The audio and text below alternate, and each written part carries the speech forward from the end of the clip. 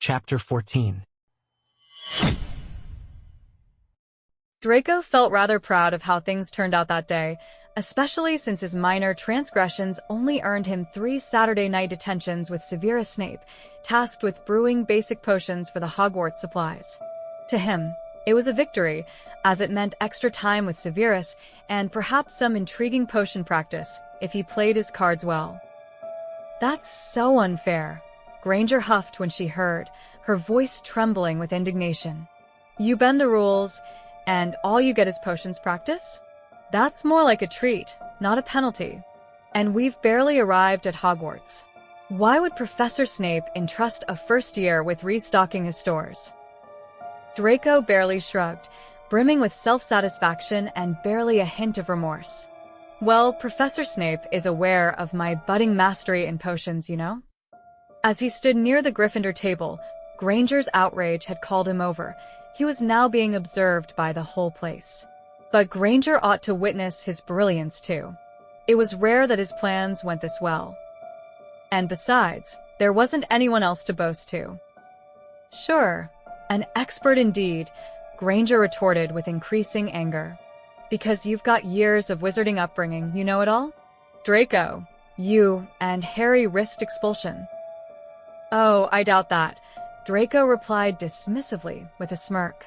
"My father's one of the school governors, just so you know," he added, entertained by Granger's growing frustration. It reminded him of the albino peacocks at the manor when they fussed after getting their feet caught. "I highly doubt I would be expelled." "Harry might have been," Granger insisted, but Draco chuckled. He was much more assured of Potter's safety than his own earlier. "Possibly," Draco conceded with a carefree shrug. "Was that your scheme?" Weasley's voice interrupted, not entirely welcome. Draco turned to see both Potter and Weasley, expressions mirroring Granger's displeasure, eavesdropping. Being at Gryffindor's table, it wasn't surprising. They had been animatedly conversing with Weasley's twin brothers about Potter's newfound fame, but now all attention was on Draco. "Did you dare Harry on purpose, hoping he'd be expelled because you were safe, due to your dad's influence, Malfoy?" Draco found reassurance in how Weasley always used his last name. "You're imagining things, Weasley. I have more important matters than entertaining Gryffindor imaginations." He gave Granger a brief wave and walked out of the Great Hall, only to hear Weasley following him closely with a cautious Potter in tow, Granger adding to the pursuit. "Gryffindors. Now what?" Draco sighed, turning around on his heel to face them. It seemed a lifetime ago that they appeared so youthful, just as reflected back then at the manor. But now, adults and older students appeared much larger and more mature, while he felt rather normal. He hoped his mindset wouldn't regress with his height, as that would be inconvenient. "Seriously, what's wrong with you?" Weasley almost shouted in anger. "You don't even care Harry might have been expelled," while Potter questioned simultaneously. "What's your problem with me, Malfoy?" "Oh." Back to Malfoy, it seemed. "Is it because I saw you cry at Ollivander's?" Draco's smirk vanished. "Not in the slightest, Potter. Now run along, you're tedious." "I thought we might be friends at first." Potter's green eyes were full of offended sincerity. "But Ron had you pegged, didn't he? You admitted as much, Malfoy. I should have listened." Draco recalled he mentioned Weasley was right about his father, but he was not interested in exchanging further barbs with these students. "Spare me," Draco scoffed, setting his gray eyes to their most dismissive and frigid. He recalled with a strange glee how worse he could have made things for Gryffindors if he strictly replayed the past's events, but he was mature enough to avoid those childish pranks. He wouldn't set Potter up for a duel only to disappoint again. "Feign all the boldness you want for your friends, Potter, but you won't follow through. What is the famous boy who lived going to fight me?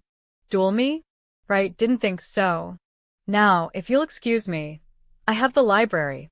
"I accept," Potter blurted. "A duel, I mean," and Draco turned, expecting a jest, found Potter's face resolute despite the embarrassment. "You must be kidding me." Perhaps Draco shouldn't have boasted about that flying lesson. The past seemed harder to dodge than he imagined, especially if you joked about remembered events, expecting Gryffindors wouldn't take it seriously. You, Potter? Draco struggled to mask his surprise. And you think you know what a wizard duel entails? His plan had been to remain under the radar until returning home, but it seemed he was once more drawing Potter's old animosity. So, in any case, naturally he does, Weasley cut in defiantly. And I'm his second, who's yours? This is absurd, Draco mumbled, and Potter and Weasley's faces delighted, as if satisfied for calling a bluff he never meant. What now? Taunted Potter in a decent impression of Draco, scared Malfoy. Draco's intention was to deny it. He planned to laugh it off, let them think him cowardly. But he found himself turning on Potter, and something in his face caused Granger to rush forward, placing herself between them once more. She wasn't worried at first, but now she seemed alarmed by the change. Draco, think rationally, consider your academics, she urged. Fine, Draco's words spilled out. At midnight. In the trophy room. It's never locked. Then he dramatically turned away, feeling his robes swirl behind him similarly to how Severus's often did, entirely unintentionally. Draco Malfoy, Granger called after him. Are you crazy? You're aiming to be an unspeakable. But he continued walking, anger swelling within, until he reached the dungeons. Dropping onto his bed, he invoked his usual Muffliato and Spelunka secure spells, only retracting the latter to grab his copy of magical drafts and potions. From the chest beneath his bed, he retrieved a Moogie, his dragon, who hadn't joined in the original journey but found its way the second time. He hugged a Moogie close after setting the textbook aside, recast Spelunka secure, and buried his face in the pillows. No way was he going through with it. If trying to recreate the past was futile, like everything was destined to unfold the same way no matter his actions, then perhaps he shouldn't bother his appearance, just like the last occasion. Let Potter and Weasley assume he was plotting their downfall. It wasn't his scheme, after all. However, with Potter's taunting challenge echoing in his mind, Draco felt the sting of the accusation. Would they simply label him as cowardly if he avoided this encounter? He recalled Potter's jeering expression, the mocking words, scared, Malfoy. Draco turned onto his side, gazing at Moogie's familiar plush visage, fiddling with the little dragon tooth pendant around her neck. He wished she wasn't partly green, as Potter's irritating gaze seemed to stain everything green with his presence, not Slytherin's pride but Potter's eyes, his Slytherin tie, his bed linens, even his comforting stuffed toy, all sullying his thoughts with those eyes. His potions textbook lay ignored. The assignment seemed pointless when compared to Harry Potter's exhilarating existence. He had a book on occlumency he had borrowed from the library, reclined again as he cast a dictation charm on a Moogie, a skill acquired during that dreadful month at the manor. The voice from the toy filled the room, pretending to read aloud, and he pondered if he was slowly drifting into madness. Yet, he was certain it wasn't his dragon providing companionship. He rather wished it did. A Moogie made for far better company than anyone at Hogwarts. Far preferable to the other Slytherin first years, whom Draco observed from a strategic distance in the common room, a spot he typically shunned. Now, drawn there by his failed resolve to ignore the duel, he foolishly considered finding a second for the confrontation. Although he decided against going, he could make arrangements, just in case. Vince and Greg were demolishing one of his mother's heartfelt care packages, all of which Draco so far had handed over to his fellow first years as a bribe for solitude to study. They savored the treats across from Blaise, who was trying to teach them the most rudimentary lessons from last night's astronomy class, while Theo diligently worked on what appeared to be his potions essay with Pansy and Millie, all deeply engrossed. Draco doubted any would agree to accompany him, and even if they did, their actual attendance was uncertain. Severing his former social bonds with brutal swiftness had its drawbacks. Perhaps Vince or Greg would obey out of habit, although dissuasion might sway them before midnight, yet to drag one with him once more through Hogwarts, playing the role of a thoughtless follower? The notion that they seemed happier with Blaise than they'd ever been with him pierced Draco's mind. Maybe his attempts to teach them had failed, their study discussions with Blaise painting Draco as a lousy mentor. Could he force one to support him against Potter, compelling him once more as a passive aid? Certainly, but the past lessons imparted that even loyal golems might burn. Draco retreated from the common room, his heart heavy with the memory of the Room of Requirements Blaise. Better they pledged themselves to another, keeping Vince safe to live a simpleton's long life. Vince was of no consequence in the grand scheme. Whether he survived or perished hadn't swayed the war's outcome, yet should fate be altered, keeping him away from harm was the smallest of interventions. Let Vince exist by remaining distant from the path to misfortune. Concluding that solitude was the only sensible course, Draco fortified his choice to skip the duel. Still, he found himself sleepless and restless past 11, scars nearly healed through Severus's medical prowess presenting no excuse for insomnia. Clutching Emogi tightly as in childhood did nothing to lull him. His thoughts echoed with Potter's voice, scared, Malfoy, and those haunting eyes. Arriving at the dim trophy room close to midnight, Draco discovered a multitude of Gryffindors clad in nightwear scattered throughout. His Slytherin attire felt a misfit, and he was noticeably outnumbered. Like the old quip, how many Gryffindors does it take to perform Lumos? Evidently more than 4. Lumos, he muttered, and watched the room's gleaming trophies and statues illuminate the startled faces of not only Potter and Weasley but Granger and Longbottom as well. Have I wandered into the Gryffindor common room by mistake? I should review my cleaning charms. Only Granger seemed to catch the jest. We're not here to outnumber you, she declared with precision. Neville forgot the common room password, and I aim to halt this folly. Potter frowned. You mean you tried and failed to dissuade us, and found yourself locked out as well, inducing Weasley's chuckles and Granger's glare, which darkened as it met Draco's own. I assumed you were wise enough to avoid this, she stated loftily. When does your second arrive? Already here, Draco retorted, deadpan. Secret's out, Longbottom. Let's show them what's done. Longbottom's resultant squeak could only be described as inhuman, and none laughed at Draco's humor. Joking, obviously. No second needed, he admitted, fearing a revival of Potter's insufferable sympathy. Intently, he added, not needed for dealing with children. Such arrogance, Potter noted, stepping purposefully forward. I'll enlighten you, Malfoy. What enlightenment comes, Draco parried. An eavesdropper's delight? The inability to articulate? You're standing rather close. Couldn't this have been done quietly instead of a dual charade? Just an astronomy tower rendezvous and— Silence, Malfoy. Potter barked, visibly flustered, seeking Ron's guidance. How do we begin this? There will be no start, Granger intervened firmly. This is pointless. Wouldn't you agree, Neville? As addressed, Longbottom's nervous demeanor hinted at reluctance, keeping him pointedly quiet. Get your wands ready, urged Weasley, adopting an air of authority that would have made one think he was a seasoned pro at such matters.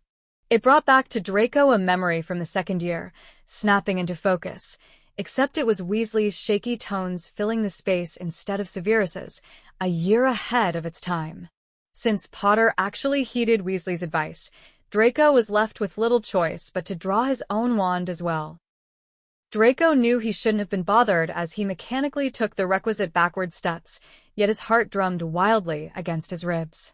By all rights, he should have felt assured of victory over any first year, with his accumulated experience, ready to best any of those 4 Gryffindor kids, if necessary. Potter likely hadn't gotten the hang of spells for dueling, least of all his signature Expelliarmus.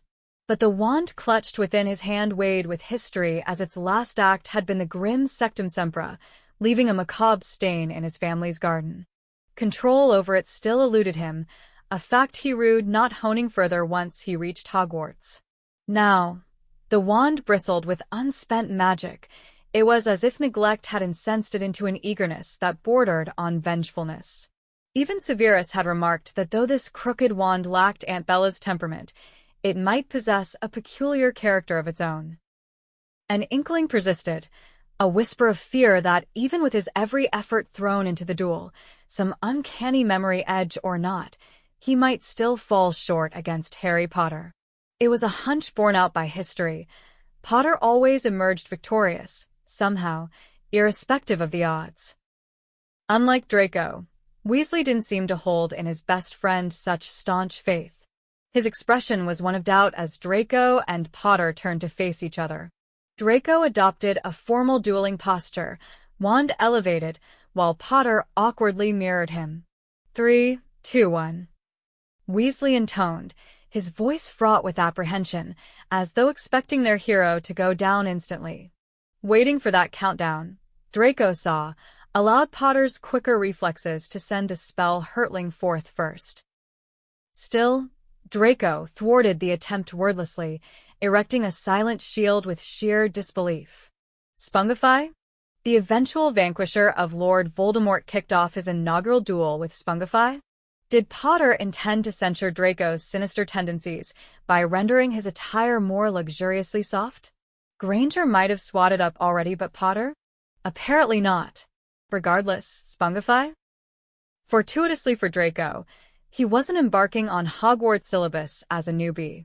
His chosen spell hadn't made it onto any official curriculum either. Taught by Severus, a personal curse of his crafting, was set to decisively conclude this charade. Langlock! Draco cried, wielding his wand to ensnare Potter's tongue, and Potter's silent lips confirmed the curse had taken effect as claimed. "What have you done to him?" Granger exclaimed, anger flaring as Potter prodded his mouth in panic. "Sprung a Langlock on him. It's glued his tongue fast, so he can't cast a spell," Draco breezily explained, a bit deflated by the ease of his win. Addressing the audience, wand sheathed, he added, "Reckon the duel's settled unless anyone wants to see what I might unleash on a vulnerable Potter." He casually lobbed a jibe at Weasley. "Skewed duel prep there, Weasley. Surprising you couldn't coach your buddy in casting up a better spell then." His words evaporated as a sudden blow staggered him, culminating in him sprawled out, aware that Potter's fist had connected fiercely. The ache now only resided in his cheek where he'd been struck, but rather than diving into that mystery, Potter had clambered atop him, launching into a bare-knuckle tussle. "Harry, you're not fighting properly. This is a wizard's duel," Granger protested, disbelief giving way to desperation, but Potter pressed his advantage. Pinioned, Draco twisted in futile escape attempts under Potter's relentless hold, outmatched in brute strength or maybe just muggle fisticuffs he'd no inkling of. With Potter's knee like a vice trapping Draco's arm, the asterisk Gryffindor's dense robe weathered most counterstrikes. "Unhand me, Potter, you're cheating," Draco spat, though Potter remained unfazed by claims of dishonesty and persisted with his grip. Deprived of his voice, Potter wielded his wand in silence, letting its presence speak for him. "Yield," Potter's eyes commanded, emphasized when Potter tugged sharply on Draco's tie, the pressure escalating. "I yield," Draco admitted, raising his voice to reach the others' ears a moment too late, leaving Potter poised, a statue over Draco until weariness begot release.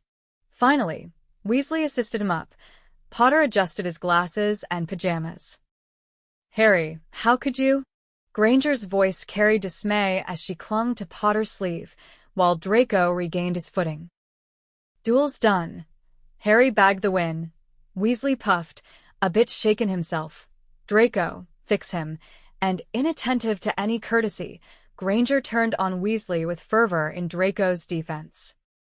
"No, that wasn't fair. Physical punches never counted. If it were, Draco would have trounced him," she contested, and the two lapsed into argument while Potter's look implored Draco. "What is it?" Draco hissed, pondering if Potter sought an apology, too, a nod to Potter's supposed superiority in all arenas. Adjusting his tie flawlessly at long last, he saw Potter's point signaling his face. It took Draco a beat he'd have preferred swifter to recall his own enchantment. Right, he scrambled, finite incantatem, and Potter exhaled, probing his tongue as if Draco might retract him into silence again. Right, I'm off. Best of luck, Potter, Draco managed before bolting for the exit. Ignoring Granger's call, he fled the trophy room as swiftly as he'd once fled from banshees in stories. He didn't catch his breath until a nondescript hall welcomed him, the sound of Filch's prowling reaching him, mentioning students out brawling when out of bounds. Warn them? Definitely not. He returned promptly to the Slytherin dungeons without the slightest hint of remorse. Thanks for listening.